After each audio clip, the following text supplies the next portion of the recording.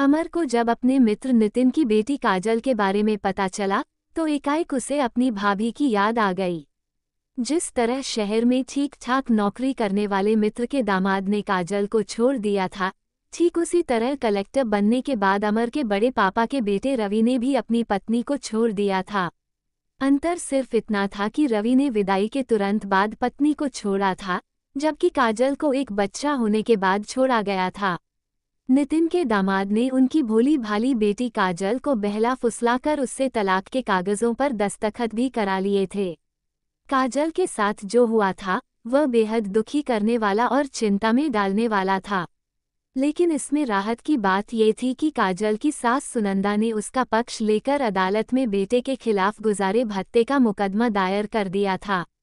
अदालत में तारीख पर तारीख पड़ रही थी। हर तारीख पर उसका बेटा आता, लेकिन वह मां से मुंह छिपाता फिरता। कोर्ट रूम में वह अपने वकील के पीछे खड़ा होता था। लगातार तारीखें पढ़ते रहने से न्याय मिलने में देर हो रही थी। एक तारीख पर पुकार होने पर काजल की सास सीधे कानून के कटघरे में जाकर खड़ी हो गईं। दोनों ओर के वकील कुछ कहते सुनते उसके पहले ही उन्होंने कहा, हुजूर, आदेश दें, मैं कुछ कहूं, इस मामले में मैं कुछ कहना चाहती हूं। अचानक घटी इस घटना से न्याय की कुर्सी पर बैठे न्यायाधीश ने चश्मे के ऊपर से ताकते हुए पूछा, आप कौन? वकील की आड़ में मुंह छिपाए खड़े बेटे की ओर इशारा करके काजल की सास ने कहा, हुजूर, मैं इस कुपुत्र की मां हूं। ठीक है, समय आने पर आपको अपनी बात कहने का मौका दिया जाएगा। तब आपको जो कहना हो कह लीजिएगा। हुजूर, मुझे जो कहना है वह मैं आज ही कहूंगी।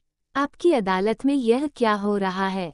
बहू की ओर इशारा करते हुए सुनंदा बोली, आप इसकी ओर देखिए। 2 साल हो गए इस बेसहारा औरत को आपकी दड़ी के धक्के खाते हुए। यह अपने मासूम बच्चे को लेकर आपकी दड़ी पर न्याय की आस लिए आती है और निराश होकर लौट जाती है। दूसरों की छोड़िए साहब, आप तो न्याय की कुर्सी पर बैठे हैं। आपको भी इस निरी औरत पर दया नहीं आती। न्याय देने वाले न्यायाधीश, अदालत में मौजूद कर्मचारी, वकील और वहां खड़े अन्य लोग अवाक सुनंदा का मुंह ताकते रह गए। लेकिन सुनंदा को जो कहना था उन्होंने कह दिया था। उन्होंने आगे कहा, हुजूर, इस कुपुत्र ने मेरे खून का अपमान किया है। इसके इस कृत्य से मैं बहुत शर्मिंदा हूँ। हुजूर, अगर मैंने कुछ गलत कह दिया हो तो गंवार समझकर माफ कर दीजिएगा, मूर्ख औरत हूँ मैं। पर इतना निवेदन जरूर करूंगी कि इस गरीब औरत पर दया कीजिए और जल्दी से इसे न्याय दे दीजिए, वरना कानून और न्याय से मेरा भरोसा उठ जाएगा। काजल की सास को गौर से ताकते हुए जज साहब ने कहा, आप तो इस लड़की की मां हैं, फिर भी बेटे का पक्ष लेने के बजाय बहू का पक्ष ले रही हैं। आप क्या चाहती हैं? इसे गुजारे के लिए कितनी रकम देना उचित होगा? इस लड़की की उम्र मात्र 24 साल है। इसका बेटा रवि ठीक से पढ़ लिखकर जब तक नौकरी करने लायक ना हो जाए तब तक इसके लिए खर्चे की व्यवस्था करा दीजिए। जज साहब कोई निर्णय लेते उससे पहले ही लड़के के वकील ने एक बार फिर तारीख लेने की कोशिश की, पर जज ने उसी दिन सुनवाई पूरी कर फैसले की तारीख दे दी। कोर्ट का फैसला आता उससे पहले ही नितिन सुनंदा को समझा बुझाकर काजल को विदा कराने के लिए उसकी ससुराल जा पहुंचा। मदद के लिए वह अपने मित्र अमर को भी साथ ले गया था कि शायद उसी के कहने से सुनंदा मान जाए। घर पहुंचने पर सुनंदा ने हालचाल पूछकर कहा, आप लोग किस लिए आए हैं? मुझे ये पूछने की जरूरत नहीं है, क्योंकि मुझे पता है कि आप लोग काजल को ले जाने आए हैं। मुझे इस बात का अफसोस है कि मेरे समधी और समधिन को मेरे ऊपर भरोसा नहीं है। शायद इसीलिए बिटिया को ले जाने के लिए दोनों इतना परेशान हैं। ऐसी बात नहीं है समिन जी, आपके उपकार के बोझ से मैं और ज्यादा नहीं दबना चाहती। आपने जो भलमन साहत दिखाई है वह एक मिसाल है। इसके लिए मैं आपका एहसान कभी नहीं भूल पाऊंगी। नितिन ने कहा। सुनंदा कुछ कहती उससे पहले ही अमर बोल पड़ा, दरअसल नितिन नहीं चाहते कि इनकी वजह से माँ बाप में दुश्मनी हो। इनकी बेटी ने तलाक के कागजों पर दस्तखत भी कर दिए हैं। उस हिसाब से देखा जाए तो अब उसे यहाँ रहने का कोई हक नहीं है। काजल इनकी इकलौती बेटी है, मैं सब समझती हूँ। मेरे पास जो जमीन है उसमें से आधी जमीन मैं काजल के नाम कर दूंगी। जब तक मैं जिंदा हूँ अपने उस नालायक आवारा बेटे को इस घर में कदम भी नहीं रखने दूंगी। काजल, अगर तुम अपने चाचा लोगों के साथ जाना चाहती हो तो मैं मना भी नहीं करूंगी। इसके बाद उसने काजल की ओर मुंह करके कहा, बताऊं काजल, तुम क्या चाहती हो बेटा? चाचा जी, आप ही बताइए। माँ से भी ज्यादा प्यार करने वाली अपनी इस सास को छोड़कर मैं आप लोगों के साथ कैसे चल सकती हूँ? काजल ने कहा। काजल के इस जवाब से अमर और नितिन असमंजस में पड़ गए। अमर कुछ सोचते हुए बोले, माँ से भी ज्यादा प्यार करने वाली सास को छोड़कर अपने साथ चलने के लिए कैसे कह सकता हूँ? तो फिर आप मेरी मम्मी को समझा दीजिएगा। आंसू पोंछते हुए काजल ने कहा, अच्छा ऐसी बात है तो हम अब चलेंगे। जब कभी जरूरत पड़े आप हमें याद कर लीजिएगा, हम हाजिर हो जाएंगे। कहकर अमर उठने लगे तो सुनंदा ने कहा, देवर जी, हम आपको भूले ही कब थे जो याद करेंगे। कितने दिनों बाद तो आप मिले हैं, अब ऐसे ही कैसे चले जाएंगे? मैं तो कब से आपकी राह देख रही थी कि आप मिले तो सामने बैठाकर खाना खिलाऊं, लेकिन मौका ही नहीं मिला। आज मौका मिला है तो उसे कैसे हाथ से जाने दूं? आप ये क्या कह रही हैं? मेरी समझ में नहीं आ रहा है। हैरानी से अमर ने कहा, भाई आप साहब बन गए हैं, आंखों पर चश्मा लग गया है, लेकिन चश्मे के पार चेहरा नहीं पढ़ पाए। जरा गौर से मेरी ओर देखो, कुछ पहचान में आ रहा है। अमर के असमंजस को परख कर सुनंदा हंसते हुए बोली, अरे आप तो सुरेश बनना चाहते थे। मुझसे अपने बड़े होने तक राह देखने को भी कहा था, लेकिन ऐसा भुला दिया कि कभी याद ही नहीं आई। अचानक अमर की आंखों के सामने 30-40 साल पहले की सुनंदा भाभी का चेहरा नाचने लगा। उनके मुंह से एकदम से निकला, भाभी, आप आखिर पहचान ही लिया अपनी भाभी को। गहरे विस्मय से अमर अपनी सुनंदा भाभी को ताकते रह गए। काजल का रक्षा कवच बनने की उनकी हिम्मत अब अमर की समझ में आ गई थी। उनका मन उस नारी का चरण रज लेने को हुआ, आंखें भर आईं।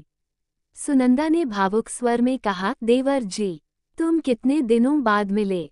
तुम्हारा नाम तो सुनती रही पर यह विश्वास नहीं कर पाई कि वह तुम ही हो। आज आंखों से देखा तो यकीन हुआ। प्यासी आतुर नजरों से तुम्हारी राह देखती रही थी। तुम्हारे छोड़कर जाने के बरसों बाद ये घर मिला। जीवन में शायद पति का सुख ही नहीं लिखा था, इसलिए 2 बेटे पैदा होने के बाद सिर्फ 2 साल में ही वह हमें छोड़कर चले गए। बेटों को पाल पोसकर बड़ा किया, उनकी शादी ब्याह किया, इस घर को घर बनाया, लेकिन छोटा बेटा तो कपूत निकला। शायद उसे पालते समय संस्कार देने में कहीं न कहीं कमी रह गई। भगवान से यही प्रार्थना है कि मेरे ऊपर जो बीती वो किसी और पर न बीते। इसीलिए काजल को लेकर परेशान हूँ। अमर आपलक उम्र के ढलान पर पहुंच चुकी सुनंदा को ताकता रहा। उसकी समझ में नहीं आ रहा था कि वह क्या कहे। सुनंदा भाभी के अतीत की पूरी कहानी उसकी आंखों के सामने नाचने लगी। बचपन में अमर की बड़ी लालसा थी कि उसकी भी एक भाभी होती तो कितना अच्छा होता, लेकिन उसका दुर्भाग्य था कि उसका अपना कोई सगा बड़ा भाई नहीं था। गांव और परिवार में तमाम भाभियां थीं, लेकिन वे सिर्फ नाम की ही थीं। संयोग से दिल्ली में रहने वाले अमर के ताऊ यानी बड़े पापा के बेटे रवि की पत्नी को विदा कराने का संदेश आया। ताऊ जी ही नहीं, ताई जी की भी मौत हो चुकी थी, इसलिए अब वह जिम्मेदारी अमर के पिताजी की थी। माँ बाप की मौत के बाद रवि ने घर वालों से लगभग रिश्ता तोड़ ही लिया था। फिर भी अमर के पिता को अपना फर्ज तो अदा करना ही था। रवि ताऊ जी का इकलौता बेटा था। उसकी शादी ताऊ जी ने गांव में तब कर दी थी जब वह 9वीं कक्षा में पढ़ता था। उस समय गांव में बच्चों की शादी लगभग इसी उम्र में हो जाया करती थी। उसकी शादी उसके पिता ने एक दूर के गांव में तभी तय कर दी थी जब वह गर्भ में था। सुनंदा के पिता और ताऊ जी पक्के मित्र थे। अपनी दोस्ती निभाने के लिए उन्होंने कहा था कि अगर उन्हें बेटा हुआ तो वे उसकी शादी उनके यहाँ पैदा होने वाली बेटी से कर देंगे। जब ये बात हुई थी तब दोनों की पत्नियां गर्भवती थीं। संयोग से ताऊ जी के यहाँ रवि पैदा हुआ और दोस्त के यहाँ बेटी, जिसका नाम रखा गया सुनंदा। ताऊ जी ने वचन दे रखा था, इसलिए रवि के लाख मना करने पर भी उन्होंने उसका विवाह सुनंदा से उस समय कर दिया जब वह 9वीं कक्षा में पढ़ रहा था। उस समय रवि की कम उम्र थी और उसकी पत्नी भी छोटी थी, इसलिए विदाई नहीं हुई थी। शादी को 1 सप्ताह भी नहीं बीता था कि सुनंदा के पिता चल बसे। इसके बाद जब भी विदाई की बात चलती तो रवि पढ़ाई की बात करके मना कर देता। वह पढ़ने में काफी तेज था। उसका संघ लोक सेवा आयोग द्वारा प्रशासनिक नौकरी में चयन हो गया और वह कलेक्टर बन गया। रवि ट्रेनिंग कर रहा था, तभी उसके पिता का देहांत हो गया था। संयोग देखो, उन्हें मरे 2 महीना भी नहीं बीता था कि रवि की माँ भी चल बसी। माँ बाप के गुजर जाने के बाद उसकी एक बहन बची थी। उसकी शादी हो चुकी थी, इसलिए अब रवि की सारी जिम्मेदारी अमर के पिता पर आ गई थी। लेकिन माँ बाप की मौत के बाद रवि ने घर परिवार से नाता लगभग खत्म सा कर लिया था। आने जाने की तो कौन कहे, कभी कोई चिट्ठी पत्री भी नहीं आती थी। उन दिनों शहरों में भी कम ही लोगों के यहाँ फोन होते थे। अपना फर्ज निभाने के लिए अमर के पिता ने विदाई की तारीख तय करके बहन से रवि को संदेश भिजवा दिया। जब इस बात की जानकारी अमर को हुई तो वह खुशी से फूला नहीं समाया। विदाई से पहले रवि की बहन काजल को दुल्हन के स्वागत के लिए बुला लिया गया था। जिस दिन दुल्हन को आना था, सुबह से ही घर में तैयारियां चल रही थीं। अमर के पिता सुबह 10 बजे वाली ट्रेन से दुल्हन को लेकर आने वाले थे। रेलवे स्टेशन अमर के घर से 6-7 की.मी. दूर था। उन दिनों बैलगाड़ी के अलावा कोई दूसरा साधन नहीं होता था, इसलिए अमर बहन के साथ 2 बैलगाड़ियां लेकर समय से स्टेशन पर पहुंच गया था। ट्रेन के आते आते दिन का पहर बदल गया। ट्रेन आई तो पहले अमर के पिता सामान के साथ उतरे। उनके पीछे रेशमी साड़ी में लिपटी, पूरा मुंह ढांपे, मजबूत कद काठी वाली रवि की पत्नी यानी अमर की भाभी सुनंदा छम्मा से उतरी। दुल्हन के उतरते ही काजल ने उसकी बांह थाम ली। दुल्हन के साथ जो सामान था, अमर के साथ आए लोगों ने उठा लिया। गाड़ी स्टेशन के बाहर पेड़ के नीचे खड़ी थी। एक बैलगाड़ी पर सामान रख दिया गया और दूसरी बैलगाड़ी पर दुल्हन को बिठाया गया। बैलगाड़ी पर धूप से बचने के लिए चादर तान दी गई थी। दुल्हन को बैलगाड़ी पर बैठाकर काजल ने अमर की ओर इशारा करके कहा, यह आपके इकलौते देवर हैं और मैं आपकी इकलौती नंद। मेहंदी लगी चूड़ियों से भरे गोरे गोरे हाथ ऊपर उठे और कोमल उंगलियों ने घूंघट का किनारा थाम लिया। पट खुला तो अमर का छोटा सा हृदय गदगद हो उठा, क्योंकि उसकी भाभी सौंदर्य का भंडार थी। कजरारी आंखों वाला उसका चंदन के रंग जैसा गोल मटोल मुखड़ा असली सोने जैसा लग रहा था। उसने दशहरे के मेले में होने वाली रामलीला में उस तरह की औरतें देखी थीं, पर उसकी भाभी तो उन औरतों से भी ज्यादा सुंदर थी। अमर भाभी का मुंह उत्सुकता से ताकता रहा। वह मन ही मन खुश था कि उसकी भाभी गांव में सबसे सुंदर है। मजे की बात, वो 10वीं तक पढ़ी थी। बैलगाड़ी गांव की ओर चल पड़ी। गांव में अमर की भाभी पहली ऐसी औरत थी जो विदा होकर ससुराल आ गई थी। लेकिन उसका वर तेल फुलेल लगाए उसकी राह नहीं देख रहा था। इससे अमर को एक बात याद आ गई। कुछ दिनों पहले जीवनलाल अपनी बहू को विदा कराकर लाया था। जिस दिन बहू को आना था, उसी दिन उसका बेटा एक चिट्ठी छोड़कर न जाने कहाँ चला गया। उसने चिट्ठी में लिखा था, मैं घर छोड़कर जा रहा हूँ। ये पता लगाने या तलाश करने की कोशिश मत करना कि मैं कहाँ हूँ। मैं भगवान की खोज में सन्यासियों के साथ जा रहा हूँ। अगर मुझसे मिलने की कोशिश की तो मैं डूब मरूंगा, लेकिन वापस नहीं आऊंगा। इसके बाद सवाल उठा, अब बहू का क्या किया जाए। अगर विदा कराने से पहले ही उसने मन की बात बता दी होती तो ये दिन देखना न पड़ता। ससुराल आने पर उसके माथे पर जो कलंक लग गया है, वह तो न लगता। सब सोच रहे थे कि अब क्या किया जाए। तभी जीवनलाल के बड़े भाई के बेटे नितिन ने आकर कहा, दुल्हन से पूछो, अगर उसे ऐतराज नहीं हो तो मैं उसे अपनाने को तैयार हूँ। दुर्भाग्य के भंवरजाल में फंसी नववधू के लिए नितिन का ये कथन डूबते को तिनके का सहारा था। उसने नितिन से शादी कर ली थी। अमर का भी मन नितिन बनने का हो रहा था, लेकिन अभी वह छोटा था। उसकी उम्र महज 12 या 13 साल की थी। दुल्हन को घर में बैठाकर प्याह का इंतजार करने के लिए छोड़ दिया गया। अगले दिन इंतजार की घड़ियां खत्म हुईं। रवि शाम की गाड़ी से आ गया। लेकिन आते ही उसने फरमान सुना दिया, मैं इस दुल्हन को नहीं रखूंगा। लोगों ने समझाया बुझाया पर वह किसी की नहीं माना। पति का फरमान सुनकर सुनंदा रोने लगी। सुबह उसका चेहरा उतरा हुआ था, आंखें इस तरह लाल और सूजी हुई थीं जैसे वह रात भर रोई हो। अमर ने इसके बारे में पूछा तो उन्होंने कोई जवाब नहीं दिया। सुनंदा की चुप्पी पर अमर ने अगला सवाल किया, भाभी, दिल्ली से भैया आपके लिए क्या लाए हैं? सुनंदा ने अमर को संक्षिप्त सा जवाब दिया, मौत। भाभी के इस जवाब पर अमर को गहरा आघात लगा। उसने कहा, लगता है भाभी आप रात में बहुत रोई हैं। क्या हुआ है? कुछ तो बताइए। भैया, अभी ये सब तुम्हारी समझ में नहीं आएगा। सुनंदा ने आंसू रोकते हुए कहा, दूसरे के दुख में आप क्यों दुखी हो रहे हैं? मेरे भाग्य में जो है वही होगा, वो फफक पड़ी। दिल का बोझ थोड़ा हल्का हुआ तो आंचल से मुंह पोंछ कर बोली, आपके भैया बहुत बड़े अधिकारी हैं, मैं उनके काबिल नहीं हूँ। उन्हें बहुत पढ़ी लिखी पत्नी चाहिए, इसलिए वह मुझे साथ रखने को तैयार नहीं है। सुनंदा के साथ जो हुआ वह ठीक नहीं था, पर अमर कुछ कर भी नहीं सकता था। उसी दिन रवि चला गया। जाने से पहले उसने अमर के पिता से कहा, काका, मुझे ये औरत नहीं चाहिए। इस देहाती गंवार औरत को मैं अपने साथ हरगिज नहीं रख सकता। रवि के जाने के बाद सुनंदा ननंद के गले लगकर रोते हुए बोली, अगर इस आदमी को ऐसा ही करना था तो मुझे विदा ही क्यों कराया गया? विदा कराकर मेरी जिंदगी क्यों बर्बाद की गई? अब कौन मुझे कुंवारी मानेगा? मैं न इधर की रही न उधर की। अब सवाल था सुनंदा को मायके कैसे पहुंचाया जाए। मामला तलाक का था, इसलिए घर का कोई बड़ा सुनंदा को मायके ले जाने के लिए राजी नहीं था। जब कोई बड़ा बुजुर्ग उसको ले जाने के लिए तैयार नहीं हुआ तो उसे मायके ले जाने की जिम्मेदारी अमर पर आ गई। रेलवे स्टेशन से सुनंदा का घर ज्यादा दूर नहीं था।